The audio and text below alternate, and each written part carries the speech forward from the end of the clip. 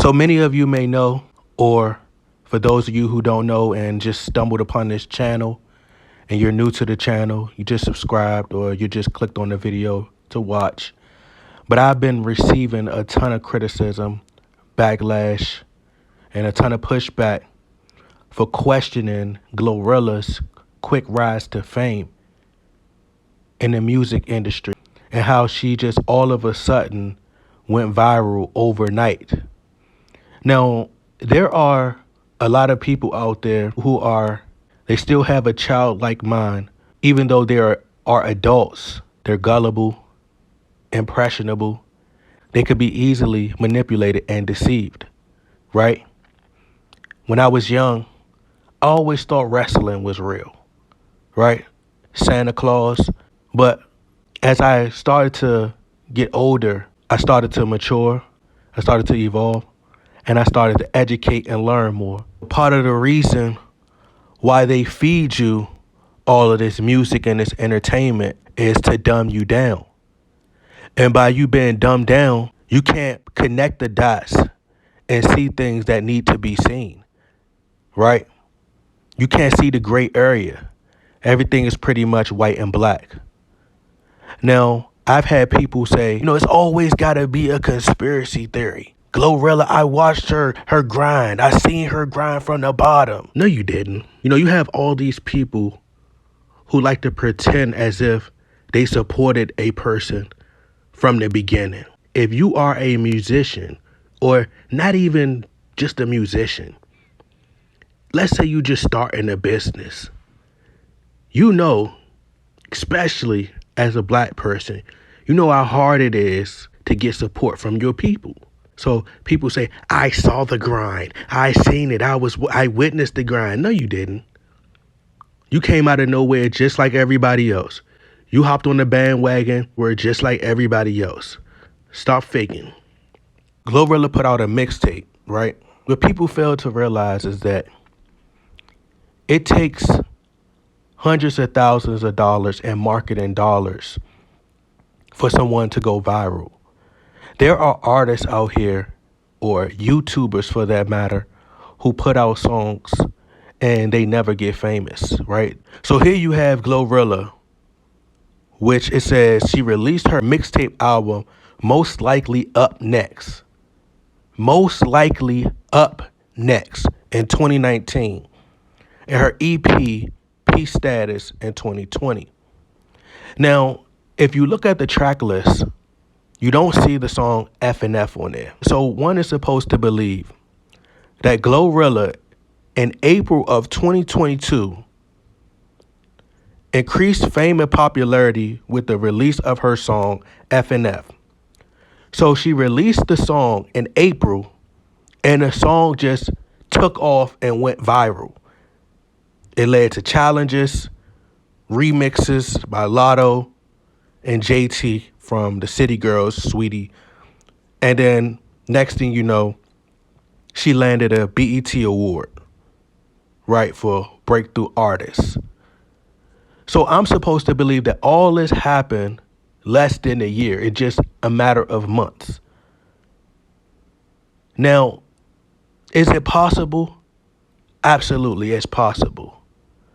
But the likelihood of that happening is slim to none. It's very slim. Once you study the music business, you'll understand how it takes years and years. Even Fetty Wap said, and which I believe he's a plant as well, that it took him years and years to push one single. Even when it comes to internet marketing, right? It takes a lot to push a single.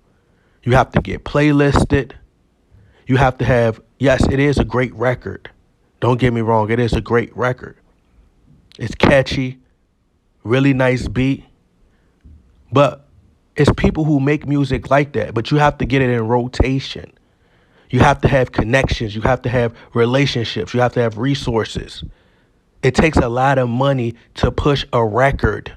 So all in a matter of months, Glorilla in April, let's make this make sense. In April of 2022, I can see if the song was released on her mixtape and the song was out for a while and it took them a while to push the record. The song was, in a vault, or the song was being played, it was in rotation, and it has been heard before. But this song just drops in April and then it just takes off and just goes viral out of nowhere. It's very much similar to Lil Nas X and how it was revealed that Lil Nas X was an industry plant. So to think that no different than Justin Bieber, it was said that Justin Bieber was this YouTube, he was just a random YouTuber and he was doing cover songs, covering a lot of the popular songs.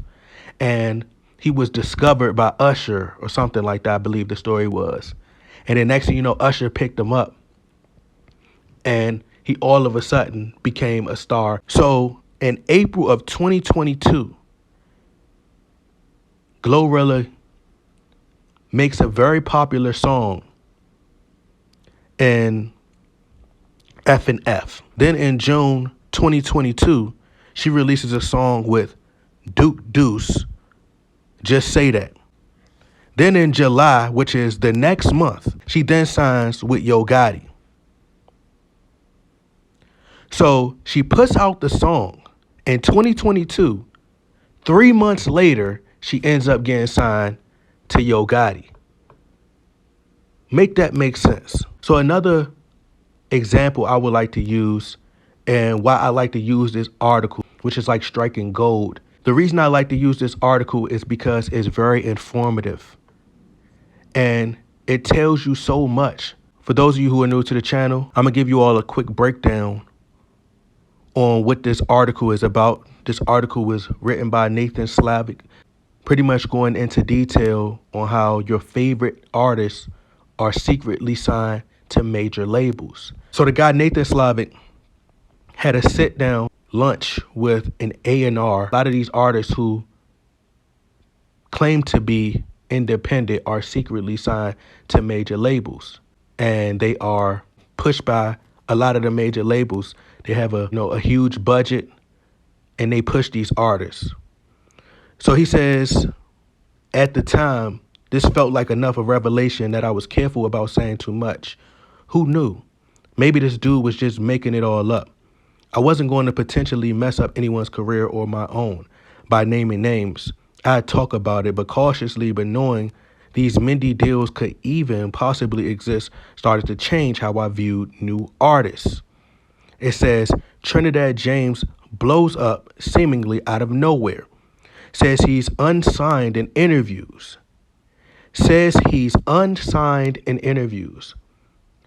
So do you really think that in an interview, Glorilla is going to proudly come out and say, I'm an industry plant?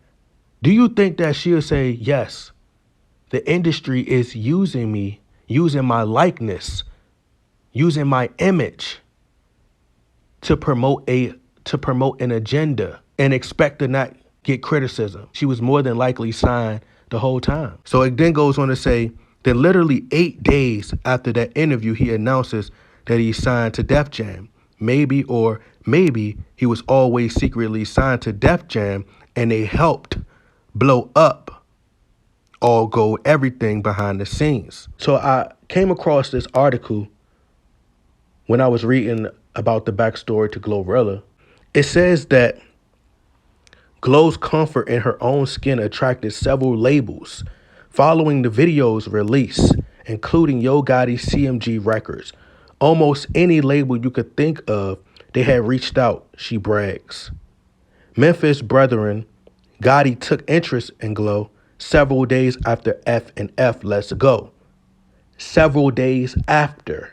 So all of a sudden, after the song goes viral, Yo Gotti took interest to her several days later.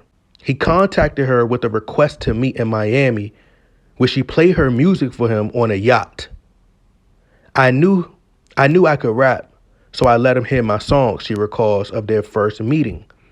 Ultimately, Glow signed with CMG via Interscope Records this summer. So the song happened in April, several days later, he flies her out and they meet on a yacht. She plays him the song. Months go by. He waits to announce the signing. So it says July 4th solidified Glorilla's signing when she and Gotti simultaneously dropped a social media video announcing the big move. In the clip, Glo and some of her friends from the F&F Let's Go video board are playing with Gotti while a new contract, CMG chain, and stacks of money await Glo. So I came across a few articles that I found very interesting when it came to the timeline in which Glorilla so happened to garner all this attention and just went viral. And to me, I found it kind of unusual. And it was quite surprising that she just blew up out of nowhere, right? It was an eyebrow raiser. And not only did I think it was a bit strange, her boss, CEO of the record label that she just signed to this past July, goes into detail about how he found it that Glorilla did all those numbers and went viral and became an internet sensation overnight. It claims that the song took over both the streets and the internet upon its release this past April. So all of this happened within a month. Spotify streams sit at 15 million and the song climbed to number 49 on the Billboard Hot 100 over the summer. Now, it says that the beat was produced by Hit Kid. Now, in the other article, it says that Hit Kid had already previously worked with Meg Thee Stallion on one of her projects back in 2001. So everything just doesn't add up. So we're supposed to believe within a month, she garnered all this success, all this mainstream success and popularity just based on social media, right? And as I said, you'll see even Yo Gotti question her quick rise to fame. It said, fast forward to last April, Hit Kid had started working on a new project for which he produced a menacing bass bumping beat right for a hit. He had a specific superstar in mind for it. I drove around thinking I'm going to send this to Meg Thee Stallion. Recalls the producer had previously contributed to her 2021 compilation album, Something for the Hotties. So that's already an industry connection right there. So now this was before she met Yo Gotti. It says 2 days after the song's release, Black Nazi Recording and Big Machine label group, which I'll head over to their site so you can see a few artists that they had signed as well. But supposedly 2 days after the song's release, they re-released F&F on streaming platforms through a new hip-hop label venture. And I want you guys to pay very close attention to what Yo Gotti says. It says the rapid ascension of F&F also caught the attention of Yo Gotti, who signed Glorilla to his CMG imprint earlier this month. Yo Gotti goes on to say, quote, "It's one of the quickest rises that I've seen in my career." Now to think, he's had a ton of other artists, whether that be Moneybagg Yo, Black Youngster, the Master Troll himself. But this was the quickest rise that he's ever seen in his career, because she only dropped in late April, and now she has the hottest cultural record in music. So we're supposed to believe that all this happened organically. So here you can see the two labels that did a joint venture teamed up with Hit Kid and Glorilla. And here are the artists that Big Machine label signed to. Now, a lot of these artists I'm very unfamiliar with. But one name that sticks out to me in particular is Tim McGraw, who's one of the most successful country singers in the world. So there were already industry ties. But they're selling you this story that she put the song on the internet and it just all of a sudden just took off. They're manipulating young aspiring artists, how they're selling a dream, giving them false hope to believe that all it takes for you to upload a record to SoundCloud, upload it to YouTube, and it'll mysteriously just go viral. You don't need no labels behind it. You can be the next up and coming artist that go viral too. It can happen to you. But as you can see, even if let's just say this whole build up and story is true, that she, came in contact with, these publishing companies, these two, label groups, they teamed up and they helped push this record, garner more attention than it was before. Let's just say that's just true. It sells the illusion to kids that they can have that same success too. But they don't know about that part. It's just the gloss part. They just know about she worked at Burger King, boom, Burger King, then viral success, signing Yo Gotti. And I know a lot of people find it hard to believe because for a lot of people, they're wired to be very emotional. So they connect with these artists on a personal level.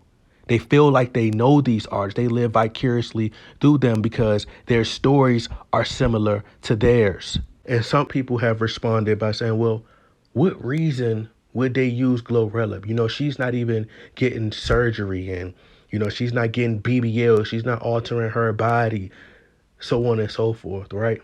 Now, who says that she has to get a BBL just to push an agenda? Right now in culture, there's a gender war and there's a battle between the sexes. In today's time, women are far more masculine than the men. All this is being done intentionally. This is not about choosing a side. It's not about me sticking up for the men. Both of us are losing. Both sides are losing out.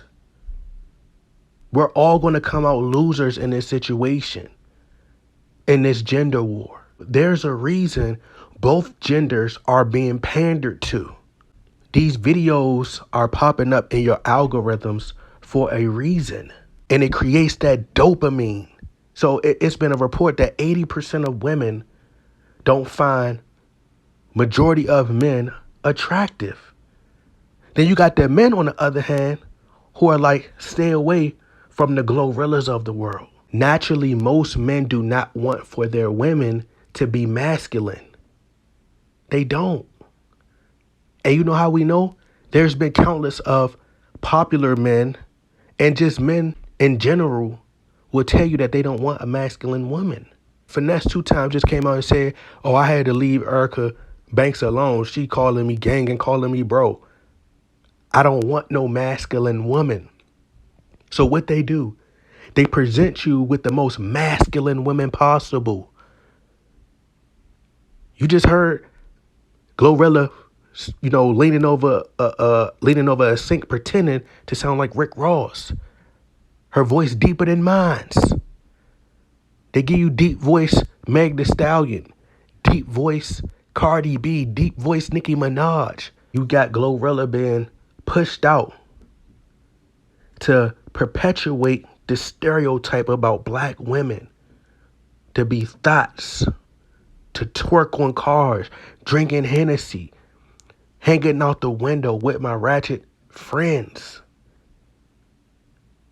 Not to go out here and be a great wife, a great mother. Majority of women who pretend to be FREEFN free have baby daddies by those same dudes. We're all being played. They're trying to normalize that behavior so that the majority of women become the Glorillas. And the men say, we don't want those Glorillas to be wives or mothers to our kids. The entire agenda was in the F&F video. The imagery didn't teach you about education. You want to be F and word free. It's about hot girl summer, having fun, enjoying life. But what about when you depressed? What about those moments? All her music is about the same thing. See, all it takes is for one viral song to get in your subconscious and play over and over and over and over again until they move on to the next artist. So yes, they use Glorilla. It's not about her having a BBL. It's about the message. See, the message is worse than the BBL because it's in your subconscious. You play it over and over again. They want to convince you that majority of men are F-boys, not telling you to self-improve and fix your attitude. And maybe you can find the guy who isn't a F-boy.